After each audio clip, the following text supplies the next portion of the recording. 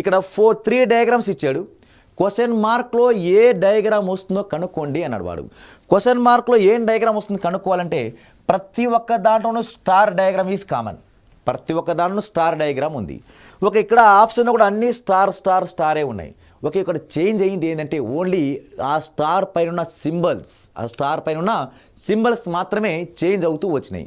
ఏ విధంగా చేంజ్ అయినాయంటే ఇక్కడ ప్లస్ ఉన్న సింబల్ ఇక్కడ +1 కాస్త ఇక్కడ రొటేషన్ అయింది.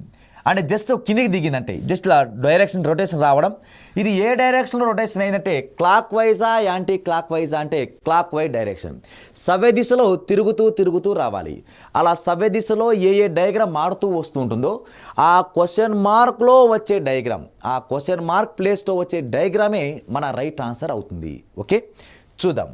ఇక్కడ ప్లస్ సింబల్ ఇక్కడికి వచ్చింది. ఇప్పుడు రిమైనింగ్ అన్ని యాస్టీజ్గా రొటేషన్ అవుతూ ఉంటాయి. మళ్ళీ ఇక్కడున్న ప్లస్ మళ్ళీ ఎక్కడ వచ్చిందంటే ఇటువైపు వచ్చింది. ఇవి మన ఆన్సర్లో ఎక్కడ రావాలి అంటే ఈ ప్లస్ ఇటువైపు రావాలి. ఓకే, ప్లస్ ఇటువైపు వచ్చే ఆప్షన్ ఫస్ట్ ఆప్షన్ కాదు, సెకండ్ ఆప్షన్ కాదు, థర్డ్ ఆప్షన్ కాదు. ఇంకా ఉన్న ఏకైక ఆప్షన్ ఏది అంటే last option is a right answer అవుతుంది.